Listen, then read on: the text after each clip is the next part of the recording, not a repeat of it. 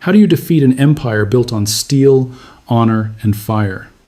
A Japanese admiral once warned, "We can run wild for 6 months. After that, I cannot promise success."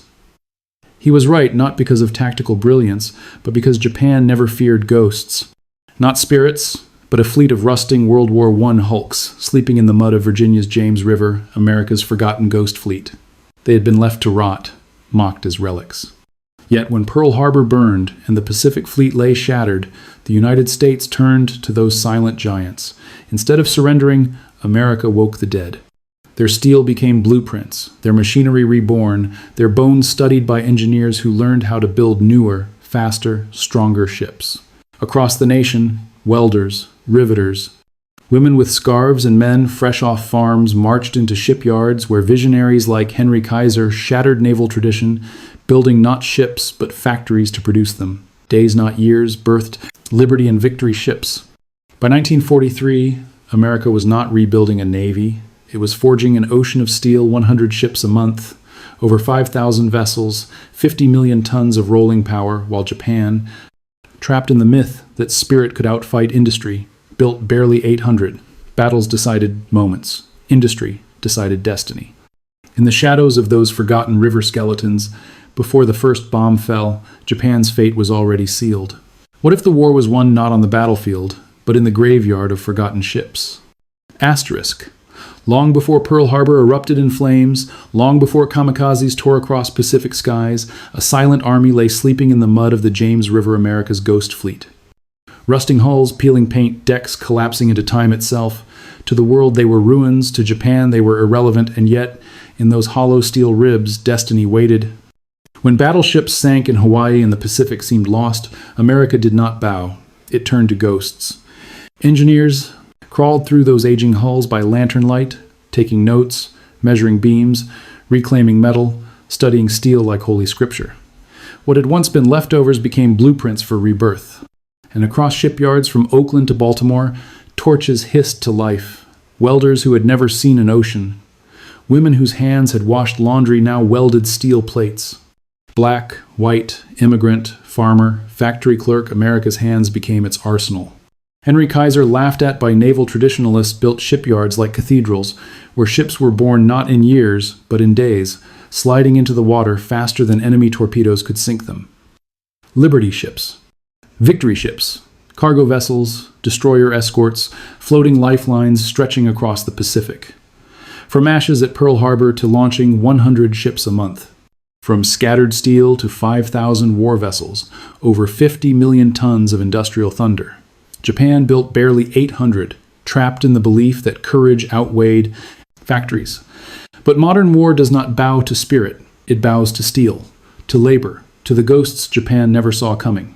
The war in the Pacific was not decided by heroes alone, but by forgotten ships that rose from the river, by a nation that refused to die, and by industrial power that turned rust into victory. The year is 1942. The world is burning. Hitler's armies claw across Europe. The rising sun casts its shadow from Shanghai to Singapore. And across the Pacific, Pearl Harbor is still smoldering, its shattered hulls lying silent like tombstones in the harbor where America once felt invincible. The United States Navy, once proud, once confident, now faces the terrifying truth. The Pacific Fleet is crippled, the enemy is advancing, and the oceans that once protected America now threaten to swallow it whole. Thousands of miles away, far from the bombs and battles, is a quiet stretch of Virginia water known as the James River. There, half buried in silt and draped in morning fog, lies something that hardly looks like salvation. Rusting hulls, broken masts, ships so old their rivets creak in the wind, a forgotten graveyard of steel from a war the world barely remembers anymore. Locals call it many things, but historians call it the Ghost Fleet. To the naked eye, this place is a cemetery. To the Japanese high command, if they'd even known it existed, it would have seemed laughable. Japan's admirals believed war was a test of will, of spirit, of sacrifice. They believed America was soft, weak, unable to endure a long conflict. They believed that once its fleet was struck, once its pride bled out at Pearl Harbor, the United States would negotiate, compromise, collapse. But history would not bend to belief, it would bend to steel. There were men and women who understood this truth long before the first bomb fell. One was Henry J. Kaiser, an industrial magician with no naval background, no lineage of admirals behind him. He built dams, not destroyers, bridges, not battleships, and yet he possessed something far more dangerous than experience imagination. Where the old Navy clung to tradition, Kaiser dared to think in assembly lines and mass production. His idea? Build ships like Ford built cars. Build them so fast that enemy torpedoes couldn't keep up. Build them so cheap and simple that America could flood the oceans, no matter how many vessels were sunk. Military men scoffed. Naval officers rolled their eyes. But war has a way of humbling convention. When the war came, Kaiser's welding torches lit the sky like industrial lightning. Suddenly, American shipyards became cathedrals of noise and heat. Overworked cranes groaned. Sparks rained like fiery snow. And ordinary citizens, farmhands, clerks, mothers, machinists stepped into roles no one had ever imagined for them. Women rolled up their sleeves and tied their hair in bandanas. Black and white laborers worked side by side, still divided by a society that hadn't caught up to its own ideals, yet united in steel and sweat for a single purpose: survival. Out of the Ghost Fleet came metal, ideas, and urgency. Out of Kaiser's mind came blueprints for Liberty ships, modest, ugly, unstoppable workhorses. They weren't elegant cruisers or majestic battleships. They were floating lifelines carrying fuel, food, tanks, aircraft, soldiers, hope. They were the veins and arteries of democracy in a world choking on dictatorship. Meanwhile, across the Pacific, Japan continued to measure strength in pilots and samurai spirit, in discipline and daring. Admirals took pride in sleek battleships, in the courage of men willing to die for honor. But courage, however noble, cannot weld steel. It cannot replace sunk cargo ships. It cannot produce 100 ships a month. It cannot outrun a nation that discovers its industrial soul. Every rivet hammered in a California shipyard echoed across the Pacific. Every woman who learned to weld added a day to America's reach. Every rusted hull studied in Virginia whispered a lesson into engineers' ears. Build faster, build smarter, build more. This story is worth hearing because wars are not only won by those who fire guns or fly planes. They are won by those who lift steel, who turn wrenches, who believe their labor matters even if they never see the front. It is the story of a nation mocked for softness, underestimated for comfort, doubted for distance, and how that nation used forgotten ships and ordinary hands to drown an empire built on pride. This is not a tale of ghosts haunting the waters, it's a tale of ghosts awakening a giant. This is the story of America's Ghost Fleet and the quiet industrial miracle that helped crush Imperial Japan. Before the Ghost Fleet became a symbol of American industrial resurrection, the world marched toward catastrophe in slow, grinding steps. The early decades of the 20th century were shaped by fear, ambition, and illusions that would cost millions of lives. After World War I, nations swore they were done with blood and steel. The war to end all wars had left scars too deep to ignore trenches filled with mud and bone, skies thick with smoke, and seas littered with shattered hulls.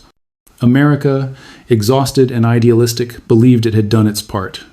The country withdrew from European politics, dismantled much of its military, and allowed ships from the Great War to rot in quiet rivers and remote harbors.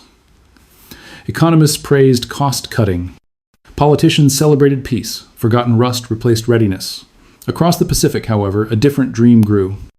Japan, victorious in earlier wars against China and Russia, believed destiny had chosen it to rule Asia. Theirs was a nation of samurai heritage, steel precision, and fierce national pride. But beneath that pride lay anxiety, an island nation with few natural resources and a population hungry for expansion. Oil, steel, rubber vital to modern war had to be taken from elsewhere. To Tokyo's military leaders, conquest was not ambition. It was survival cloaked in honor. By the 1,932nd, Japan marched through Manchuria, swept across China, and crushed those who stood in its path. At sea, the Imperial Japanese Navy transformed into a razor-sharp force built around battleships and the deadly power of carrier-borne aircraft. Admirals and pilots trained with unbending discipline, believing courage and precision would overcome any foe. They studied America not with fear, but with disdain. They saw a nation distracted by jazz, automobiles, and the Great Depression, where factories slowed and shipyards quieted. In the eyes of Tokyo's war planners, America was a giant asleep and softened, incapable of sustained war. Meanwhile, another storm brewed at home. The United States stumbled through economic collapse, families lining bread queues as factories shut their gates. Yet under the hardship lay an engine idle but massive, capable of roaring into life. Ford's assembly lines, Pittsburgh's steel mills, and Chicago's industrial rails sat ready, like lions in cages, waiting for the bars to bend. And in Virginia, where rivers flowed through forests and history whispered from colonial soil, a silent witness lay forgotten. Dozens of rusting ships from World War I rested in still water hulks chained to the banks of the James River. Their decks sagged, hulls corroded, and gulls perched on splintered railings. To locals, they were ghosts of a past war. To the Navy, they were obsolete. To the world, they were irrelevant. No one imagined they would one day serve as the blueprint for the greatest shipbuilding surge in human history. As tensions rose, the forces that would collide were forming in silence. On one side stood Japan, disciplined, proud, and driven by a warrior philosophy that believed fierce spirit could overcome material weakness. On the other stood America, unaware of its looming role, its power dormant, its shipyards. Sleeping giants. Enter Henry J. Kaiser, a visionary who saw opportunity where others saw scrap. He had no lineage in naval warfare, no medals hanging from his office wall. He was a builder of infrastructure dams, tunnels, and highways. Yet, as war clouds gathered, he studied supply, logistics, and the brittle assumptions nations made about victory. He believed the next war would not be won by admirals' maps or gallant charges. It would be won by factories, welders, women in work boots, and ports that never slept. His ideas seemed mad to traditionalists, laughable to naval aristocrats, until the morning of the 7th of December, 1941. Pearl Harbor did more than sink ships. It stripped illusions. Burning oil slicked the water. Sailors clung to upturned hulls. America's battleships lay wounded. The Pacific Fleet nearly broken. But in that smoke-filled moment, something ancient stirred within the country, resolve forged not in armor, but in purpose. Factories groaned awake. Sirens wailed. In shipyards, sparks flew as steel kissed flame. Men enlisted by the millions. Women stepped forward by the millions more. An industrialist like Kaiser began assembling an army not of soldiers, but of welders, engineers, riveters, and shipwrights. The forgotten ghost fleet, those rusting hulks, became classrooms. Their steel bones were studied, their faults corrected, their lessons absorbed. Every rivet loosened by time held wisdom. Every corroded plate whispered a warning. Asterisk, build stronger, build smarter, build faster. Asterisk, the atmosphere in America thickened with urgency. Newspapers screamed headlines. Radios crackled with Roosevelt's voice calling for arsenal and unity. The nation felt its heartbeat quicken. Assembly lines stretched like arteries across the land, pumping life into shipyards from California to Maine. The smell of molten metal replaced the scent of idle docks. The rhythmic hammer of industry became the soundtrack of survival. Across the ocean, Japan celebrated early victories. Battleships moved like steel giants across Pacific waters. Pilots toasted their triumph at Pearl Harbor, strategy rooms filled with confidence. But beneath their pride, a fatal miscalculation pulsed. They believed America would break. They never imagined a people who could turn forgotten relics into a tidal wave of steel. The world was shifting, gears grinding into motion. The storm had arrived. Old ships were awakening, old mistakes being corrected, and a sleeping industrial titan was about to stand. This is where the tide begins to turn. The war machine roared awake like a volcano under steel. Coastal air filled with the bite of hot iron, the hiss of burning flux, the thunder of molten rivets hammered into place. From the Atlantic docks of Norfolk to the Pacific yards of Richmond, Oakland, and Portland, entire cities transformed into living engines. Streets trembled with the rumble of freight trains hauling steel plates thicker than a man's arm. Floodlights carved through midnight fog as factories pulsed day and night. America was no longer preparing for war. It was times forging one asterisk, inch by inch, ship by ship, heartbeat by heartbeat. Walk into Ford's massive River Rouge complex, and you'd see raw ore enter one end and a fully assembled ship sail out the other. Step inside Henry Kaiser's shipyards and you'd watch the impossible unfold. Keels laid in the morning, hulls sealed by dusk, and newly born ships sliding into the ocean before sunup. The ocean that once seemed too vast was being filled, mile by mile, with American steel. The Ghost Fleet skeletons had been examined, dissected, and transformed into blueprints of relentless efficiency. Old ideas died. Riveted seams turned to welded joints. Wooden decks gave way to steel expanses. Engines grew stronger, hulls smoother, fuel tanks larger. What had once taken years now took weeks, and soon days. Welding sparks lit the skies like industrial fireworks. The clang of metal became a national anthem. Workers moved like a tide across the yards, men with soot-blackened faces, women in scarves gripping, welding torches, migrant laborers who once had nothing now building history. An African-American machinist, wiping sweat from his brow, said words that floated through the yard like prophecy. Asterisk. Hitler and Tojo got the wrong picture of us. They think we soft, but watch. Asterisk. And the world did. Liberty's ships, simple, rugged, unstoppable, burst from their slips like steel messengers of fate. Each carried food, tanks, ammunition, medical supplies, every heartbeat of a war across an ocean. At sea, Japan tried to strike arteries with submarines and aircraft. But every ship lost was replaced twice over, then 3 times. Industrial math crushed romantic valor. American shipyards completed vessels faster than enemy forces could sink them so fast that at one point a German U-boat commander radioed in disbelief, asterisk, they are building new ships faster, and then we can sink them, asterisk. Turning points weren't marked only by battles like Midway or Guadalcanal. They were marked by factory whistles, by sparks raining down from scaffolding, by cranes swinging girders into place. This was war fought not by lone heroes, but by millions of anonymous hands united by purpose. Every swinging hammer, every welded seam, every hot steel plate lifted into position whispered the same message, asterisk, America will not kneel, asterisk. Challenges came like waves, labor shortages, steel rationing, technical failures, fires that roared through yards like angry gods. But each time, the line never stopped. Workers stepped over puddles, still steaming from flames, to continue their shifts. Engineers redesigned parts overnight. Henry Kaiser cut through doubt like a blade through canvas, demanding faster, smarter, more. When skeptics said a ship in 10 days was madness, Kaiser's yards launched one in ×4 asterisk. When that set jaws dropping across the world, he smiled and said, "We can go faster." And they did. By 1943, America launched a ship every 8 hours. A steel tide rolling across the Pacific, unstoppable and indifferent to enemy hope. Soldiers fought island to island with blood and grit, but behind them stood a roaring nation whose factories breathed fire. A Japanese admiral, stunned at America's output, admitted bitterly, asterisk, we miscalculated their industrial strength. Asterisk, miscalculated by millions of tons. The Ghost Fleet had given birth to an armada that dwarfed history. Not elegant, not poetic, but mighty. Mighty in scale, mighty in purpose, mighty in the simple, relentless belief that freedom was worth every drop of sweat and steel.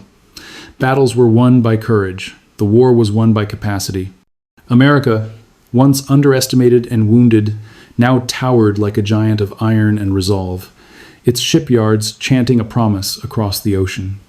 Asterisk, you can strike our ships, but you cannot stop our will. Asterisk, when the sparks faded and the furnaces cooled, when the last Liberty ship slid into a quiet harbor and the welders finally set down their torches, the world looked very different than the day the first rusted hull in the James River was studied. The Pacific no longer belonged to the rising Sunday waves that once carried Japanese war banners, now carried the weight of American steel and the echo of millions of workers who had labored without rest. The Ghost Fleet, once dismissed as relics, had birthed a naval miracle, and the consequences rippled across history like the wake of a battleship cutting through calm water. Japan learned too late that courage cannot outfight capacity. In 1941, Japanese admirals believed a bold strike could cripple America's will. They assumed spirit would triumph where industry faltered. But war is not fought only by pilots diving from the sky or sailors gripping machine guns on burning decks. It is fought in factory corridors, in shipyard bays, in the hard calluses of those who build the lifelines of nations. Japan produced fewer than 800 ships during the war. The United States produced over 5,000. American carriers roamed the Pacific like steel islands. Liberty ships turned oceans into supply highways. Submarines strangled Japan's industry until its factories starved and its fleet rusted at anchor. When victory came in 1945, it came not only through the thunder of bombs or the raising of flags on black volcanic rock, it came through numbers, through logistics, through an industrial storm summoned by ordinary hands. Soldiers returned from distant islands. Workers who had once bent steel now bent their backs toward rebuilding their lives. Women who had welded hull plates and riveted armor walked away from shipyards forever changed. Some returned home, others remained in the workforce, knowing they had proven something powerful, that strength came in many forms. Factories that had once poured steel into warships now turned to peaceful production. Assembly lines returned to automobiles, machinery, prosperity. In the shipyards, discarded naval helmets and faded Rosie the Riveter posters fluttered in the breeze like ghosts of a war fought at home. The nation breathed again, not in triumph alone, but in exhaustion and awe. It had awakened its industrial soul and discovered a truth that would define the century.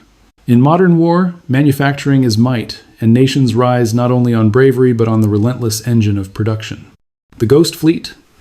Many of those vessels eventually sank beneath the river, reclaimed by mud and memory.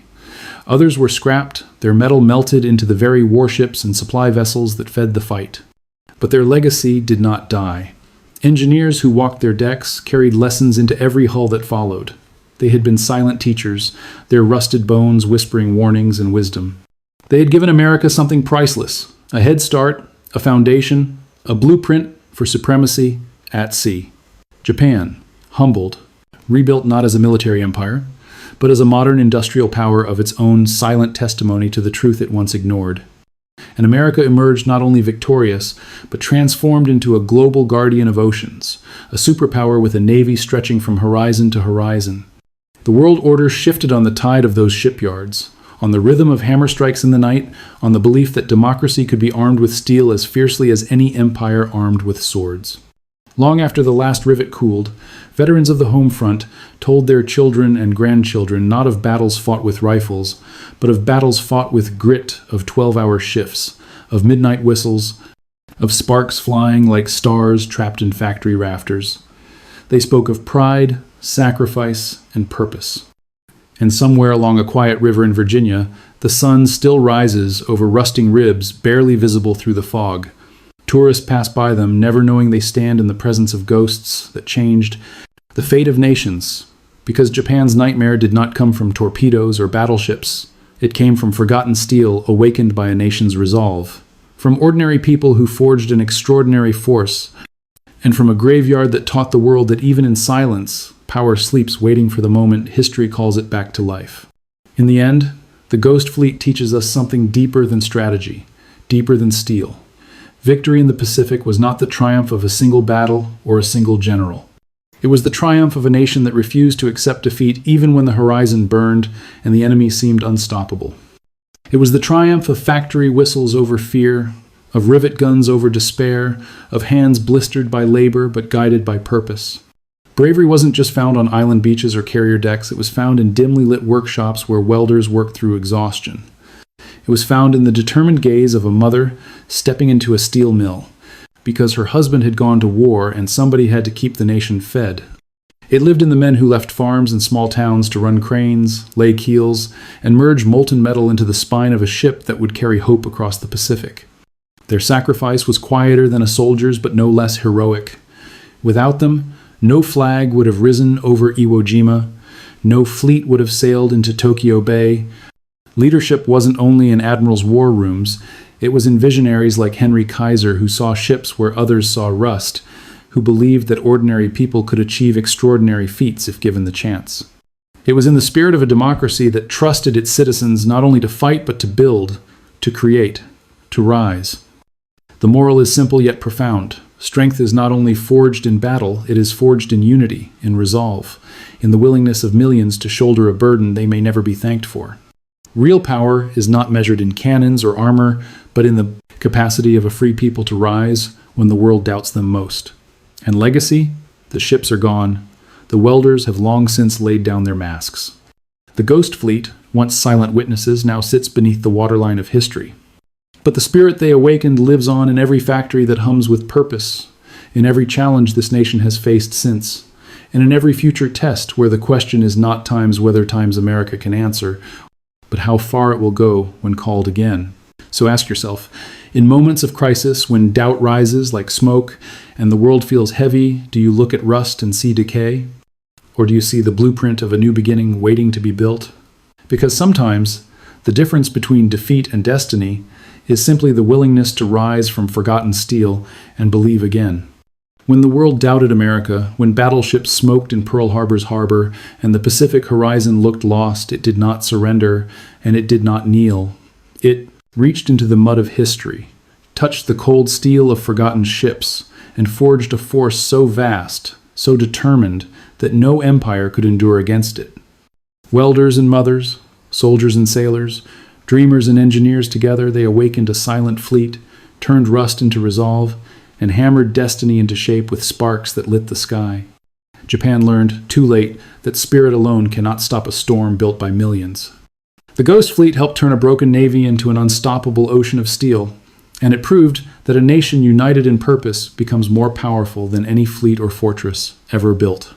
From riverbed relics rose a navy that crushed tyranny, restored balance, and reshaped the world. America did not simply win a war, it redefined what a free people can accomplish when hope is threatened and history calls. And when rusted ghosts became engines of victory, one truth echoed across every ocean. A nation that remembers its strength can never truly fall.